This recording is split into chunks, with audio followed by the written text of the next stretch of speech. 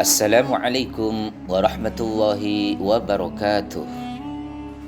Bismillah, alhamdulillah, wa syukurillah, wa ni'matillah, wa la hawla wa la quwata illa billah, amma ba'du. Baik anak-anakku yang soleh dan solehah, berjumpa lagi dengan Bapak pada kesempatan hari ini dengan pembelajaran Al-Quran Hadis. Baik, sebelum Bapak atau sebelum kita mulai pembelajaran pada hari ini, terlebih dahulu kita baca doa bersama-sama. Harapan dengan pembacaan doa pada pagi hari ini mendapat izin dan ridha dari Allah Subhanahu wa ta'ala. Bismillahirrahmanirrahim. Raditu billahi rabba wa bil islami dina wa bi muhammadin nabiyya wa rasula rabbi zidna ilma warzuqna fahma amin ya rabbal alamin. Baik anak-anakku yang soleh dan soleh, urgensi belajar ilmu tajwid. Membaca Al-Quran adalah salah satu ibadah teragung di antara ibadah-ibadah yang ada. Kenapa? Setiap huruf yang dibaca maka dinilai satu kebaikan oleh Allah Subhanahu wa ta'ala. Di saat sholat dilipatkan 10 kali, dan di bulan Ramadan juga 10 kali lipat. Sebagai seorang muslim, kita tidak hanya dituntut membacanya saja, akan tetapi hendaknya kita juga membacanya dengan baik dan benar, sebagaimana yang diajarkan atau dicontohkan oleh Rasulullah SAW. Dan untuk mengetahui bagaimana cara Rasulullah membaca Al-Quran dengan baik, maka kita harus mempelajari ilmu tajwid. Dengan ilmu tajwid ini kita dapat memperbaiki bacaan kita sesuai dengan kaidah-kaidah membaca Al-Quran yang baik dan benar. Selanjutnya, anakku yang soleh dan solehah, pengertian tajwid. Apa sih tajwid itu? Secara bahasa berasal atau diambil dari kata jawwada yujawwidu tajwidan, yang artinya membaguskan. Sedangkan menurut istilah, ialah membaca Al-Quran dengan baik dan benar sesuai dengan kaidah-kaidah membaca Al-Quran. Adapun hukum belajar ilmu tajwid, hukumnya ulama bersepakat mempelajarinya adalah fardhu kifayah, dan mengamalkan atau menerapkannya ilmu tajwid itu adalah fardhu. Itu sekilas penyemangat kita belajar Al-Quran Hadis atau ilmu. Baiklah anak-anakku yang soleh dan solehah, tujuan pembelajaran pada hari ini. Tujuan pembelajaran yang pertama, terbiasa membaca Al-Quran sesuai dengan makhraj dan tajwidnya, menjelaskan definisi bacaan idhar, menyebutkan jumlah huruf-huruf idhar, menerapkan hukum bacaan idhar dalam setiap membaca Al-Quran, dan yang terakhir nanti mendemonstrasikan hukum bacaan idhar. Untuk pentakonsep, yaitu pengertian idhar, huruf-huruf idhar, contoh-contoh bacaan idhar. Selanjutnya, ayo kita pahami bersama pengertian idhar. Idhar itu menurut bahasa artinya jelas atau terang. Menurut ilmu tajwid, idhar itu adalah apabila ada nun sukun atau tanwin bertemu dengan salah satu huruf halqi yang benar, yaitu hamzah, ha, kha, ain, ghin, ha. Itulah pengertian idhar secara istilah. Kenapa dinamakan huruf halqi? Karena halqi itu adalah keluar dari tenggorokan. Itu pengertian dari idhar atau hukum bacaan idhar. Selanjutnya tadi Pak Guru sampaikan kata-kata halqi atau tenggorokan. Idhar halqi itu terbagi menjadi 3 bacaan. 1 dibaca adnal halqi, 2 dibaca wasilul halqi, 3 dibaca aqsal halqi.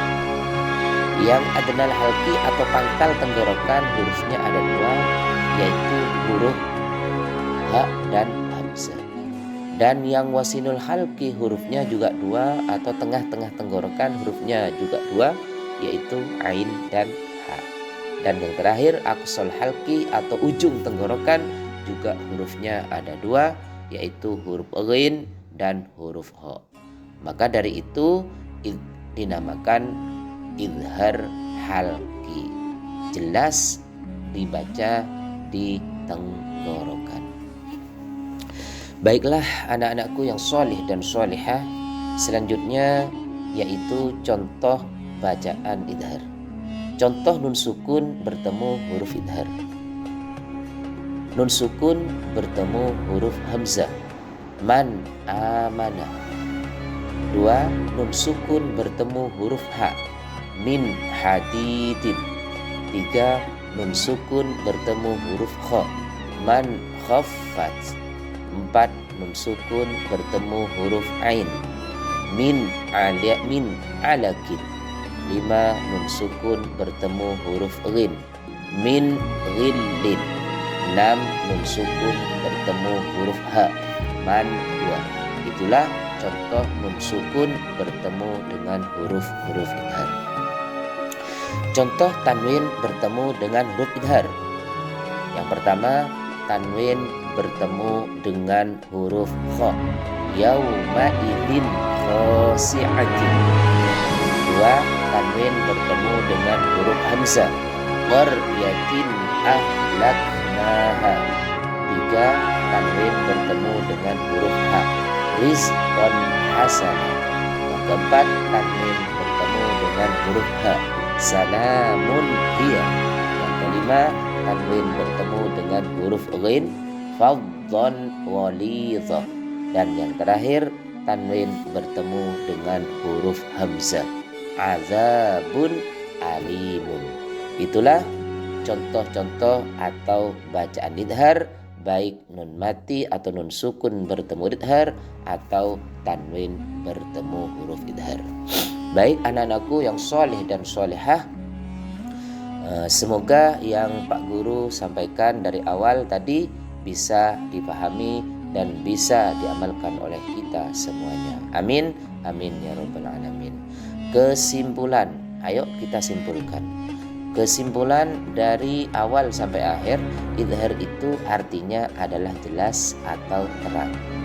Dan idhar secara istilah yaitu membaca jelas atau terang tanpa berdengung. Adapun huruf-huruf idhar itu ada 6, yaitu huruf hamzah, ha, kha, ain, ghin, ha. Selanjutnya contoh-contoh bacaan idhar, baik nun sukun bertemu idhar atau tanwin bertemu huruf idhar. Itulah kesimpulan dari awal pembahasan hukum bacaan idhar. Baik anak-anakku yang solih dan solehah, saya kira untuk pertemuan hari ini kami anggap sudah cukup. Kita bertemu pada lain waktu, yaitu pertemuan berikutnya insyaallah. Depan kita akan bertemu lagi. Pesan dari Sari Bapak, tetap semangat belajar Al-Quran, hadis dan ilmu tajwid sebagai bekal ibadah kita kepada Allah Subhanahu wa Ta'ala. Dimohon di rumah dipelajari lagi yang sungguh-sungguh, dipahami semua materinya, dan kalau tidak paham tanyakan kalau ada yang tidak dipahami kepada guru-guru atau kepada orang yang kalian anggap bisa. Mahfuzat dari Pak Guru atau dari saya, khairukum man ta'allamal Qur'ana wa 'allamahu. Sebaik-baik kamu adalah orang yang belajar Al-Quran dan mengajarkannya. Hadis riwayat Bukhari dan Muslim. Demikian anak-anakku yang soleh dan solehah, sebelum kami tutup, mari kita berdoa bersama-sama terlebih dahulu. Bismillahirrahmanirrahim. Wal asri innal insana lafi khusr illal ladzina amanu wa amilus solihati wa tawasaw bil haqqi wa tawasaw bis sabri. Rabbana atina fid dunya hasanah wa fil akhirati hasanah wa qina adzabannar. Baik anak-anakku yang soleh dan solehah, sekian pertemuan untuk hari ini. Semoga bermanfaat untuk kalian dan untuk kita semuanya. Wahul muwaffiq ila aqwamit thoriq. Assalamualaikum warahmatullahi wabarakatuh.